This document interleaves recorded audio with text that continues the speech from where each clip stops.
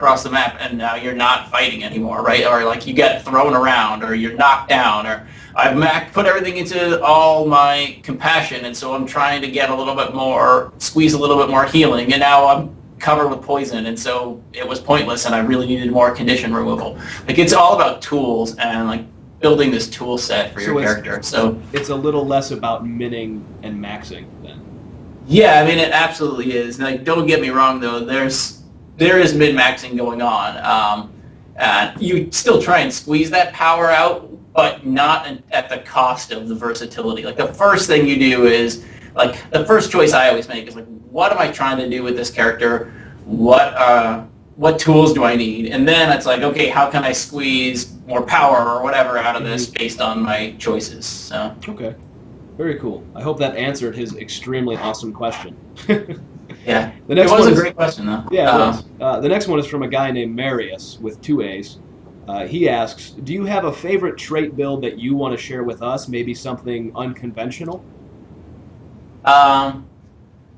So it depends on where I'm playing. I have a really fun warrior trait build. I know people have asked about this trait, so I might as well say it. Like, there's a warrior trait that makes your shouts heal. They are AoEs. It does an AoE heal. It doesn't like make them into healing skills and trigger stuff that healing skills do, but it does take advantage of your that attribute. So there's a warrior banner that improves that compassion attribute. So in World v World, I like to run around as basically a like mace shield warrior with a couple of blocks, kind of staying in the back lines. I bring out like a longbow when we need to do extra AoE damage, and then I run this trait, and then when I see people in trouble, I can move in and use my heals, like my shouts as heals. They're not as strong as, you know, being a healer in a regular game, but it's like I use my shouts to kind of be this support warrior and like move to parts of the battle where people look like their health is low. So that one's been a lot of fun. And then, you know, then if you take the one that's like reduce shout cooldown, and then I take another one that's like a get benefits from having extra adrenaline, and then because of that I think, okay, I'm going to bring the one that makes my shouts also give me adrenaline, and so I just kind of, it starts to kind of build from there. So you always make like these initial decisions about, you focus, like you pick a focal point, and then like things kind of fall out from there. Something you're comfortable with doing, and then you learn how to kind of twist it and mold it to fit situations. Yeah, and the best thing is, right, this is going to take a while for people to get over, but like, well, your first reaction when you see a warrior is like, don't attack that guy, because warriors are tanks with high health and high armor, and you know, so when you play that guy as a support guy, people don't attack you, right? Because they think like, oh, it's a warrior, don't attack him. Like, let's go find some squishy guys and hit them. Note to self, roll warrior.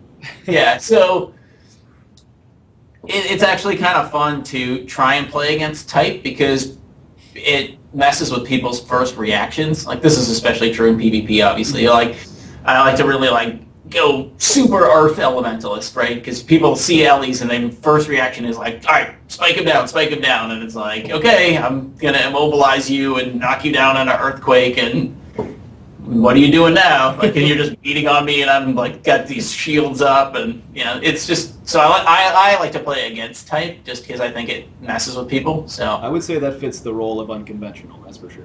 Yeah. Okay. The other thing I really like to do, one other build since I'll throw it out there, is I really like having a lot of mobility. So I've been running, I'm going to use warrior again because I play warrior all the time. I run like a sword shield and a greatsword warrior. So the greatsword has like a big charge attack, like a spinning attack. On the sword you have like savage leap and then the block. So I'll literally just harass people with that mobility. And it's like, we need someone on the other side of the map, bam, I can be over there super quick. And then if I'm in trouble, because I built myself kind of low, really low defensively by doing that, I use my shield block, I block, and then savage leap out of there, and then spin, like you're back out of the fray again. So that was a lot of fun too.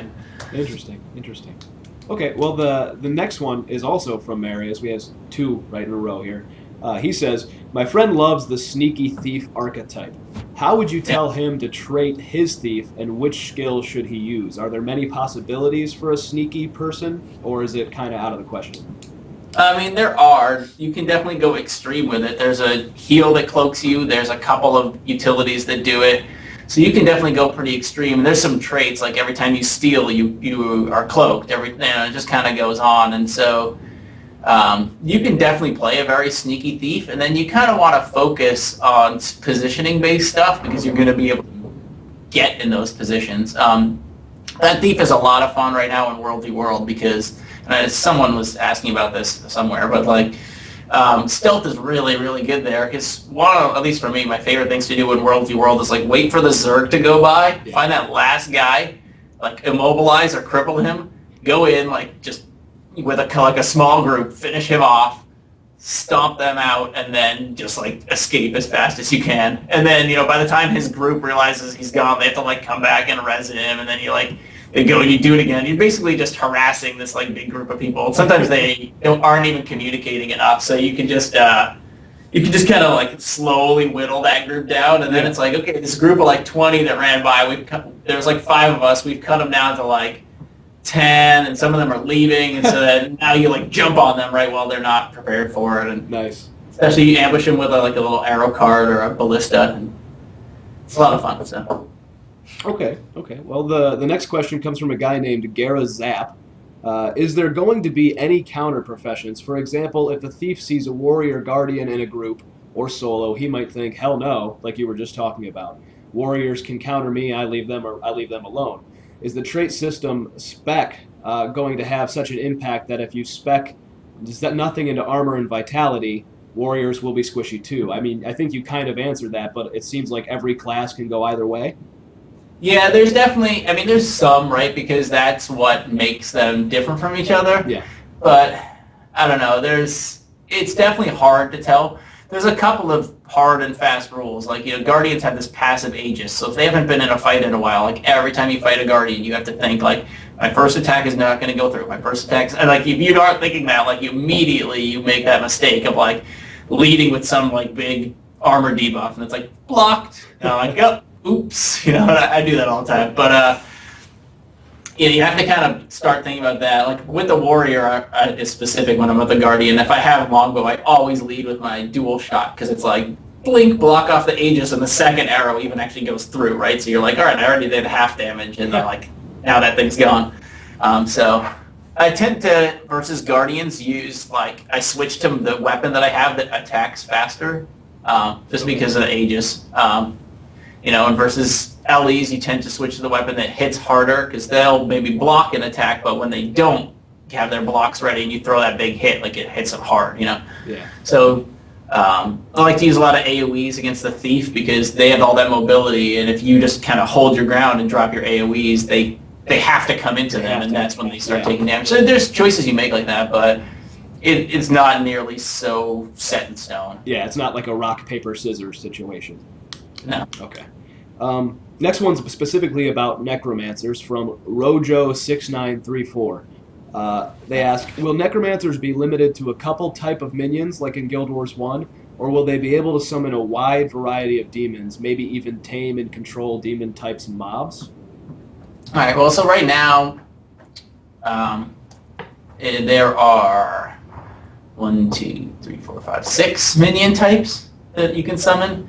There's the Blood Fiend, which is kind of the healing one that heals you, and then you blow him up and suck his life back. There's Bone Minions, which are kind of like the little scrappy guys, and you can blow them up and Putrid Explosion them. There's a Bone Fiend, which is like kind of ranged minion. There's a Shadow Fiend, which is kind of this like smoky, cloudy guy. He does a lot of blind stuff. There's a Flesh Worm, which is actually more like a turret, and it just holds in place, and then you can actually blow him up and like teleport to where he is. So I tend to use him like he's ranged, right? So you like put him in like the back of a fight, and then you go in, and then if you're in trouble, you can blow up the Flesh Worm and fly back there and escape, right? Because he's attacking for you anyway since he's ranged. And then the last one is Flesh Golem, which is elite only, and he does. He's got like just a ton of powerful attacks, and like he cripples guys and knocks them over and stuff. So okay, that's what we have right now. Yeah, so there's a lot, is what you're saying. Yeah, there's the 6, right? And we try, like I said, it's about purity of purpose, like giving each one like an actual tool set, Yeah, absolutely.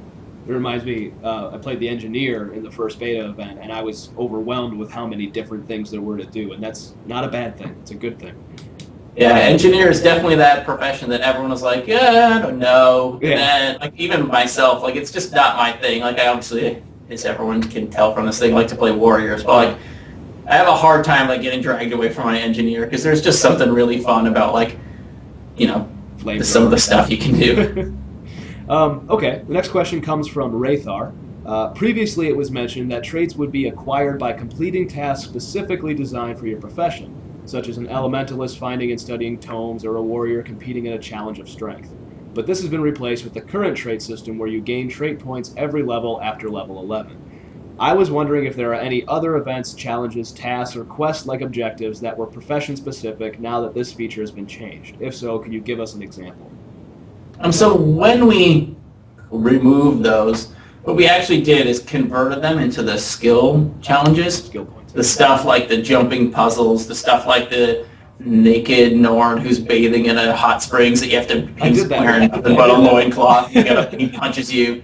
Like we turned it into that stuff and we kind of merged them all together because it just created more content for everyone rather than like, there obviously is a limit to the amount of content we can build and we'd rather have everyone be able to experience all of it, not like, oh, that cool Norn that you can fight, you can't fight him unless you're a warrior. Absolutely. So we kind of just merged them all into the skill challenge system and that's kind of where they are. Which are really fun because each one is something different to do and unique. I like it. And there's a little story with each one too.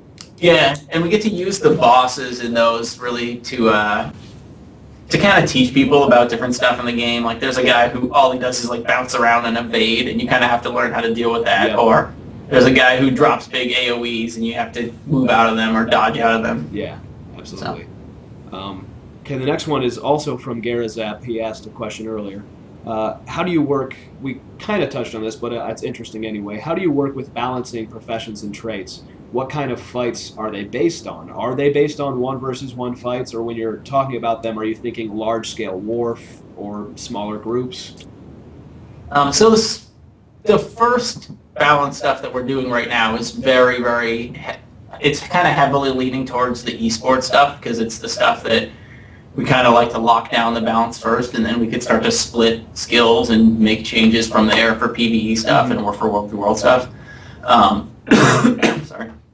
So for that stuff, like we do everything from 1-on-1s to 5-on-5s, because that's and sometimes more than that, because that's our main competitive format. Yes. What we actually do is we play, so on Monday, the bunch of us were on from like 7 or 8 at night until like 4 in the morning playing, with people just testing out stuff. And like I sat there with like the game open on one monitor, like playing, and then like the tools on the other one. And it's like, okay, we need to bring this skill up a little bit. Like I go over there, change it, make the change. And after we've changed like enough of them after about an hour or so, we just go and like submit it, kick off a new build, and then we're playing a little more. And then that one comes in. And it's like, okay, like let's play with all these changes and see how they. And we probably did, 5 or 6 rounds of changes that night alone. So sounds like a terrible life that you lead. So it isn't like 4 in the morning. So it's not like we're just hanging out during the day. Like that's not what I do at work. I do that in my spare time, right? So. To that extent, like I think the best way to test it is like in that live environment. Like we just go into that map, that 5v5 or like 6v6 map, and we play. And we see, because you can't see if that warrior build where you can move all around super fast and be at every point is overpowered by fighting a 1v1. Like character, if I fight in a 1v1 with that character, I might as well just /die or whatever, because you're never going to beat a good player with that straight up in a 1v1 because his strength is his mobility, right? So it's all about ganging up on him at that point.